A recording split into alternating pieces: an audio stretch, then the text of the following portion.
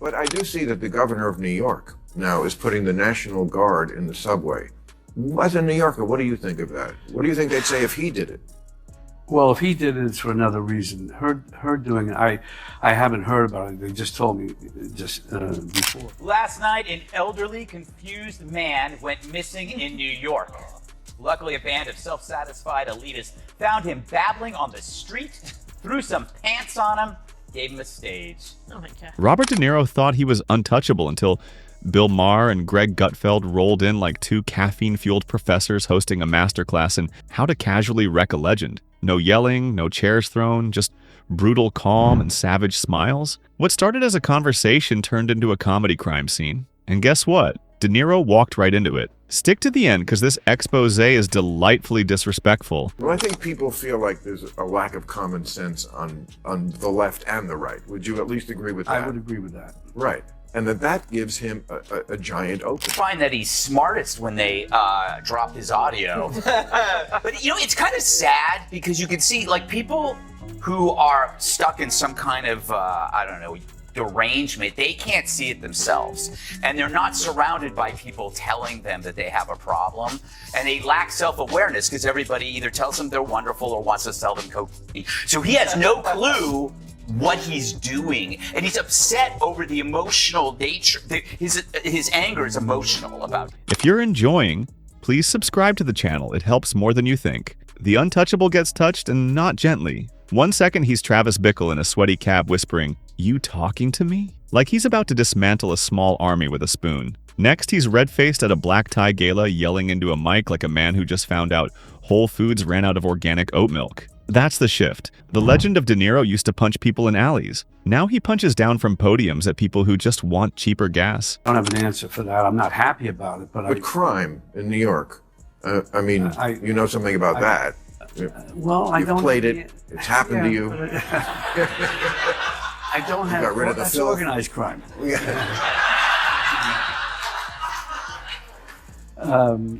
I don't. I'm sorry to hear that, and I hope. I don't know, whatever I can do to help alleviate that situation. Whatever. I don't know. It's like watching your favorite rock band reunite for a tour and realizing they replaced guitars with PowerPoint slides and 30-minute speeches on parking permits. The man who once defined cool now seems like the spokesperson for Yell at Clouds Anonymous. And somehow, in the cosmic lottery of unexpected alliances, Greg Gutfeld and Bill Maher, two men who could argue about the color of the sky, both looked at De Niro and said, "This guy, he's lost the plot." Trump.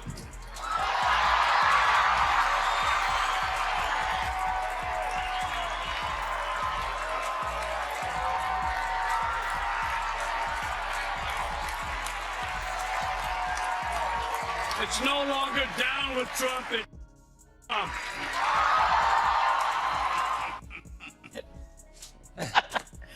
It kills me. Talk about persuasive. Really, I was on the fence about Trump, but then I decided to really listen to one of the great generational leaders of American pop culture, and the clenched fist at the end, that really drove it home. It looked like he was pressing a 2-pound weight in a Jenny Craig commercial. Oh my. Greg Gutfeld, who approaches public discourse the way a cat approaches a full wine glass, leaned in with his signature brand of caffeinated snark. To him, De Niro isn't just loud. He's a cinematic cautionary tale. Gutfeld practically beams as he dissects the transformation from untouchable mob boss to the guy who gets touchy if someone doesn't clap fast enough at his speeches. Was beating him rather soundly. It was quite a warning light, 48-43, also winning way more among women than he had before, winning outright Latinos. What do you attribute that to? I don't know. I just don't want to feel the way I did, and many of us don't, after the election in 2016. De Niro's recent performance art, because that's what it is now, gives Gutfeld endless fuel to roast. Award shows have become his favorite De Niro genre. Not drama, not thriller, not even mob flicks, just old man yells at the teleprompter. Gutfeld barely has to exaggerate. He just tilts his head and lets it collapse under its own self-importance. The man once hailed for gritty rebellion now feels like a parody of what he used to challenge. Like Marlon Brando resurrected only to lecture you about recycling. It's loud, theatrical, yet hollow, like Shakespeare crossed with a protein shake pitch. The tough guy icon now sounds like a cranky Yelp reviewer, and to Gutfeld, the irony is perfect. How do you go from Raging Bull to just raging? America, and they don't like most of the Trump voters because they are Americans. And De Niro, how stupid is he without a script? Isn't that amazing? I used to think, wow, that guy's brilliant. But once you take the words away from him, he is so stupid. Then when he goes, impeachment will make America great again, and everybody's, how intellectually deprived he is. He's a coke-addled simpleton, without a script. It is hysterical. In Gutfeld's view, De Niro's shtick is just performative outrage in an era already drowning in outrage. It's not passion, it's reality TV passion. Loud delivery, predictable message, like your uncle with a podcast minus the facts. The rebel became the lecture. And not just any lecture, but the kind where a millionaire yells about the working class while sipping something French on a rooftop. It's a man fighting the system while dressed in the system's tuxedo. Gutfeld barely has to touch it. His smirking, slow burn dismantling makes the whole tower collapse, leaving you laughing, cringing, and rethinking your favorite mobster. Who somehow think he's going to be the answer to their prayers, whatever those are. Did you know God him knows. when as fellow New Yorkers? Never wanted to know him. Never wanted to. No. You must have He crossed. was an idiot.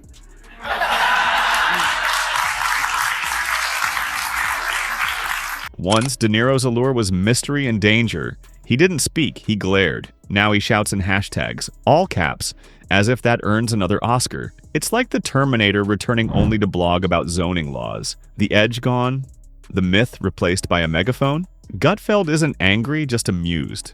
Which is worse because when he sounds reasonable next to you, that's your cue to check the mirror. And just when it seems surreal enough, in steps Bill Maher. Calm, surgical, not mocking but grating, like a professor disappointed in a once brilliant student, now turning in rants scribbled in crayon. No punchline, just a slow headshake that says, I expected more. For De Niro graced the knitting circle in hell known as The View. He tried to link random thoughts into a sentence. Joy was there to wind him up, since he's played some of the most unredeemable characters. You have played some of the most really unredeemable characters. Travis Bickle. Travis Bickle was a psychopathic taxi driver. Jake LaMotta, who used to beat his wife, and he was in The Raging Bull. Is Trump worse than... Maher once admired De Niro. The deer hunter, Raging Bull. To him, that was American grit. But now De Niro's the guy who corners you at a party, yelling about fascism before you've even taken your coat off. It's not Greek tragedy, just the kind that makes you switch off the TV and water your plants. Maher doesn't fault him for hating Trump. He hates Trump too, but he hates bad arguments more, especially the Facebook rant kind with zero nuance. The issue isn't just what De Niro says, but how. Loud, clumsy, ineffective. He's not changing minds or swaying voters. Outside his bubble, he just sounds like a bitter substitute teacher with a vendetta against air conditioning. Robert De Niro's 29-year-old child, Aaron, has come out as transgender. When the press asked her for comment, she said, "You talking to they, them?" Again. It's so cute. It's like he found out the restaurant serves Jell-O, or that he won a $10 scratch-off, or he scored a cameo in Jersey Shore, or he had his first #2 in a week. Thank you, Fibercon. What a sad end for a great actor. He went from Raging Bull, to this.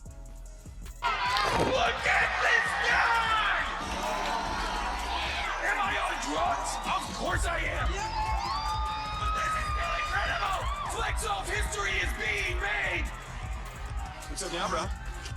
Yeah, what's up now, bro? Oh yeah, poor Bob. You know he's like a star whose girlfriend dumps him for a bigger star who's in the White House. Maher, long critical of the far left, sees De Niro as progressive self-sabotage. His rants don't scare the right. They energize it. Every dictator scream with veins bulging like a blood pressure head just drives moderates away. Not in disagreement, but exhaustion. To Maher, being a liberal should mean sounding smart, not shrill. More Harvard, less sleepless drum circle. But De Niro does the opposite, turning complex issues into bumper stickers wrapped in shouting. Yelling louder doesn't make you right. It just makes you sound like a man trapped in an elevator with a live mic. Exactly, absolutely. Yeah. They got mad at you because it said, I'm not a progressive. Well, we don't even know what these terms mean. Woke, progressive, everybody has a different definition in their head. I took it to mean, like me, I'm an old school liberal. I'm an old school. Maher's metaphors don't miss. He paints De Niro as that relative who hijacks every reunion. Half a glass of wine, someone says election, and suddenly Thanksgiving becomes a 3-hour bullhorn sermon on democracy's collapse. No one asked, no one can stop it, and everyone's just waiting for dessert. But Maher's sharpest critique hits Hollywood's echo chamber, where if you're not as loud and hyperbolic as De Niro, you're branded problematic. Maher is done with that. He doesn't want noise, he wants results. And that's the kicker. Gutfeld and Maher, men who should never agree, end up nodding together like roast judges when the joke cuts too close. See, I find that he's smartest when they drop his audio. But, you know, it's kind of sad because you can see, like, people who are stuck in some kind of, derangement, they can't see it themselves. And they're not surrounded by people telling them that they have a problem. And they lack self-awareness because everybody either tells them they're wonderful or wants to sell them. So he has no clue what he's doing, and he's upset over the emotional nature. His anger is emotional about Trump. It's nothing practical. Right, and remember, he is the most boring interview. He used to sell his movies on Leno and Letterman, and it was like watching a WNBA game. You just were bored to death. Gutfeld from Fox and Maher from HBO aren't natural allies, but De Niro became the strange emulsifier that blended them into a bipartisan eye roll. They're not just mocking the man who delivers speeches like he's combusting for art's sake. They're saying enough is enough. This isn't about canceling him. They don't want him silenced, just self-aware. Maybe some humility, maybe less mic. In the end, De Niro didn't get canceled. He canceled himself by becoming predictable. Now it's just two guys standing over the wreckage of his credibility, sipping irony and nodding, yep, that tracks. Robert De Niro getting censored by The View after raging like a bull who saw a red MAGA hat. And they might think that it's going to make their life better, or they just want to, excuse my French, literally, it's almost like he wants to do the worst that he could possibly do to show this country.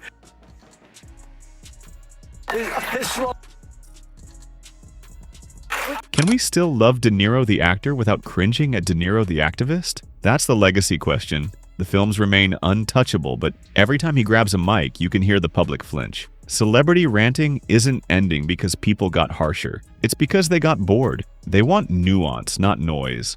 Dialogue, not decibels. And the kicker? It took both Maher and Gutfeld to expose it. One's a libertarian misanthrope with endless monologues. The other a right-wing satirist with a squirrel's attention span. Together they proved no one's untouchable. Somewhere in Malibu, a microphone just got hidden.